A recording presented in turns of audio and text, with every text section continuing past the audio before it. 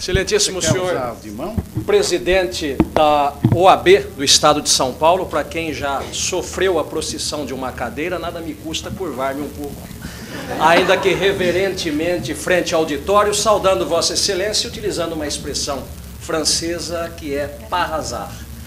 Par hasard não é o azar brasileiro, é o acaso.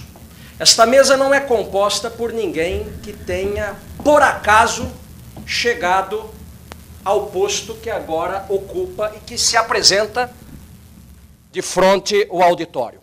O presidente da Ordem dos Advogados do Brasil, que tem postura de líder, do verbo inglês to lead, de conduzir, é um condutor de pessoas pela sensibilidade de alma que tem perfeita sintonia com sua inteligência.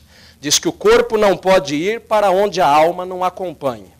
E, sem dúvida nenhuma, o Dr. Luiz Flávio Borges Durso conduz o corpo da Ordem dos Advogados do Brasil, do Estado de São Paulo, com a alma de um timoneiro, com o espírito de um líder, como raramente vi, e como não é para retribuir a saudação elogiosa, mas é para testemunhar aqui de pé, que não sou dado a palavra fácil, que isto lhe tributo este respeito e entrego de público, dizendo que o seu nome ficará marcado, não são nas placas de bronze que são afixadas, tampouco nas fotografias que são postas nos murais desta casa. Ficará fixado no espírito e no coração de cada membro da Ordem dos Advogados do Brasil, pela forma corajosa, honesta, de liderança de quem ergue uma bandeira e diz aos seus soldados, vamos, soldados da lei, porque a Ordem dos Advogados do Brasil outra coisa não é do que uma defensora do espírito da lei. Sempre fui contra, meu caro Durso, disto que se fez no Brasil de partidarizar ou segmentar os homens que falam em nome da lei. Dizia o nosso Troncoso Pérez, que foi aqui mencionado, estas dicotomias que dizem este é juiz, aquele é advogado, aquele outro é promotor, como se setorizando cada um dos compartimentos, tivéssemos organizações estanques que lidassem com leis diferentes. Dizia o mestre Troncoso, estudamos nos mesmos livros, lemos as mesmas leis, professamos os mesmos códigos, por que um é juiz, o outro é advogado e o outro é promotor? Já que citei alguns de fora, cito o inglês que diz bar, dos Estados Unidos, a organização dos advogados de lá. Na França deu barreau, se fala, no que dizem na Espanha, uma barra, que deu barrister em inglês, da barra, daquele que fala de um tribunal. Mas o advogado inglês, ele tem a alma do Ministério Público, porque a ação penal inglesa não é pública, ela é por sua origem privada, e um advogado tanto defende como acusa, e só em 1985 criaram a Crown Prosecution Service, o serviço de perseguição da coroa, que nada mais é do que um viés do Ministério Público brasileiro. Mas, tradicionalmente, quem fez o papel do Ministério Público na Inglaterra foram os advogados. E no Brasil, nós separamos, como se um fosse Saul e o outro fosse Davi, como se um não tivesse o caminho do bem e o outro fosse somente alvo de piadas, que nos provocam a risada, porque dentro de cada um de nós temos o estereótipo já traçado do que seja um advogado, ou de uma figura que seja de um promotor, ou do que seja um juiz. Sempre entendi, filho de advogado que sou, que o homem, para ser honesto, não vive de etiquetas. Dizia o grande Roberto Campos, que este não é um país de classes, é um país de crachás. Você vale pelo crachá que traz no peito, e o crachá que traz no peito pretende denotar o que você traz na alma. Aprendi com o meu pai que humildade, que não é virtude, mas é obrigação de todos nós, deve nos colocar um espelho diante das nossas existências para dizer, primeiro perante nós mesmos e depois perante a sociedade, quem nós somos e o que deva ser o verbo. Mais do que simplesmente um substantivo, um verbo, porque se conjuga no futuro mais que perfeito, cidadania. Ser cidadão, conceito que o Ministério Público tem lutado por conseguir, que é o bastião clássico dos batoniers da Ordem dos Advogados do Brasil, e que deve ser um espírito de toda a democracia da nossa sociedade contemporânea. Dito estas palavras, eu não perco o fio do pensamento no sentido de dizer que aqueles que aqui estão não estão para arrasar por acaso. A casa hoje se reúne por voz e presidência do Dr. Luiz Flávio Borges Durso para saudar um visitante. Não como daqueles que aqui vêm simplesmente para, no momento fugaz, deixar um adeus ou um aceno. Mas aquele que aqui chega, porque um dia aqui já esteve, pela força da sua palavra, porque já houvera lecionado aos anteriores, estudante de direito, vai aqui uma confissão, aos 16 anos de idade, e isto não envelhece o nosso autor, mostra que ele é perene e jovem há mais tempo. Eu já via e já ouvia falar de um jovem que começava a demonstrar o seu talento enquanto autor na arte, no manuseio, na ciência com consciência do uso da palavra, que era Reinaldo Polito. E eu não sabia que o destino iria, mais do que me pregar uma peça, me apresentar um espetáculo. Porque conhecer o Reinaldo Polito, eu pude entender exatamente que o seu sucesso não é por acaso, não é para arrasar. Primeiro tem o seu cartão de visita, que é a simpatia, algo que você pode tentar decodificar a alma humana, mas jamais vai conseguir entender esses mecanismos íntimos da nossa relojoaria mais pura, que é o nosso ser, a especial condição de ser do indivíduo, porque que este é simpático e o outro às vezes nos traz antipatia. Porque que este é brilhante e o outro às vezes é opaco. Porque que este é diferente, maravilhosamente genial e o outro às vezes apoucado. A natureza, mãe de todos os vícios, madrasta da pior em muitos casos. A natureza bela coloca homens geniais, inteligentes, brilhantes e outros que lutam mais. E quando este homem é brilhante, é inteligente, tem sensibilidade, é bom de coração e luta e se esforça, ele chega, como já nome em homem, o nome é um presságio, Reinaldo Polito. Nasceu para reinar na arte da palavra.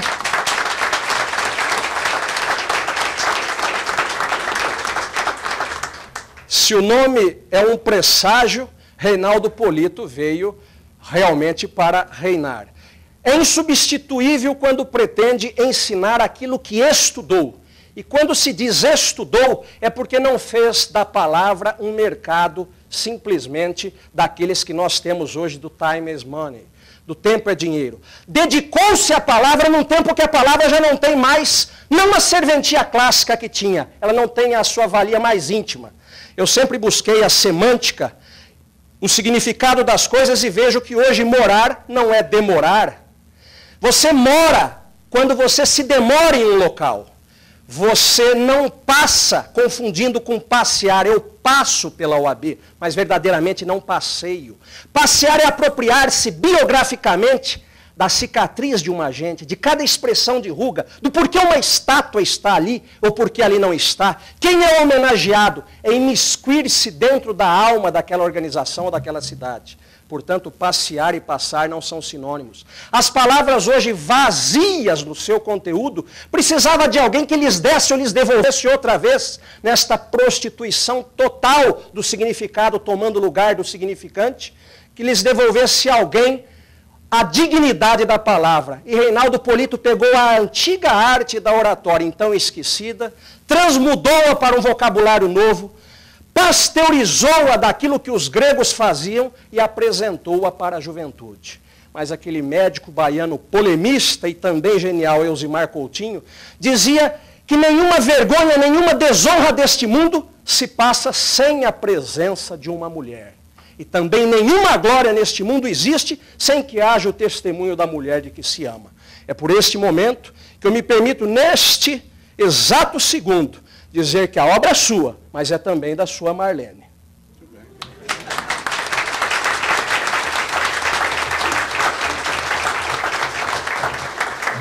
E se das suas filhas uma aqui está, e não há necessidade de dizer o nome de todas, a Marlene ou as suas filhas, chamem como chamem, será sempre, como dizia Shakespeare, Rosa. Você pode mudar o nome da Rosa, mas o perfume continuará sendo sempre o mesmo, não é? Eu digo que o que se apresenta à juventude hoje é naquela corrida maratonística do tempo, o bastião que se traz do passado e que se apresenta ao futuro. No Brasil, a arte da palavra estava esquecida, absolutamente entregue a 2 ou 3 que tinham a especial ou genial facúndia ou especiosa arte de dizer na expressão de Latino Coelho. Foi você que conseguiu, insisto, com figuras, com modelos, com metáforas, decodificar aquilo que parecia intransponível e começou não a trazer uma fábrica de oradores, mas mostrar que cada um poderia ser o seu próprio artesão na medida de desenhar a sua palavra. Quando o presidente Durso coloca que no princípio era o verbo e depois o verbo se fez luz, outra coisa não quis dizer de que a palavra é o que nos caracteriza e nos dissemelha, nos faz diferentes em relação ao animal. É a palavra que nos traz o manejo para exteriorizar o que nós temos de mais profundo de dentro da nossa alma. Eu estudei, meu caro Polito, primeiro em livros dos oradores nacionais, dos grandes advogados. Devo a eles, se não outra coisa, a paixão que tenho pelo encantamento da área criminal. Ali li Evandro Lins e Silva, Evaristo de Moraes, Romero Neto, os grandes. Depois fui para os grandes do foro francês, inglês e outros mais. E sempre entendi que o advogado clássica e tradicionalmente, já que a aranha vive do que tece, e se ele não soubesse fazer uso da palavra, poderia morrer de fome, diferentemente do que o Ministério Público, ou o Judiciário, ou de todos aqueles que têm o princípio do servidor público, o advogado precisa, cada dia na sua faina, mostrar que é bom naquilo que faz, sob pena de fenecimento. Eu descobri que tão mais útil à sociedade, a si próprio e à sua família será o advogado, quanto mais hábil no exercício da palavra. Falamos muito em palavras e dizemos algo da ciência da comunicação de que você é mestre. Mas diz que se um dia viessem à Terra seres extraterrestres para entenderem o que se passava aqui, não levariam de forma alguma para fora deste mundo uma máquina, não levariam um robô, porque isto poderiam fazer e até melhor. Deveriam levar um poeta, o mais puro do ser humano, para que ele tentasse explicar, ou que estes alienígenas pudessem entender, o que é que se passava no coração mais puro do humano, daquela palavra chamada amor. Diz que nós já mercadejamos tudo, fazemos comércios de livros, fazemos comércio de veículos, nós somos capazes mesmo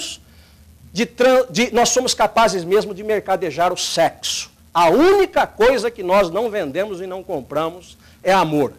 Eu sei que o que você tem nesta obra, que é o filho do seu espírito, que é o último labor da sua existência, enquanto trabalho para advogados. Poderão vir outros maiores, poderão vir outros melhores, mas o primogênito para os advogados é obra que se perpetuará. Eu sei que aquilo que você coloca aqui é amor. Este amor que só o poeta poderia explicar. E pela voz do poeta, imagino que Pablo Neruda poderia dizer sobre as palavras. Chegaram as palavras, e o meu coração incontido como um amanhecer se apegou às palavras e se aferrou ao seu voo. Em suas fugas heróicas, o levam e o arrastam, abandonado e louco e esquecido debaixo delas, como um pássaro morto debaixo de suas asas. Você retirou a palavra que estava esquecida, deu-lhe sopro, voz e vento, e hoje a palavra é de domínio público, que privatisticamente você conseguiu trazer a nós outros, na Ordem dos Advogados do Brasil, nesta noite memorável. Parabéns.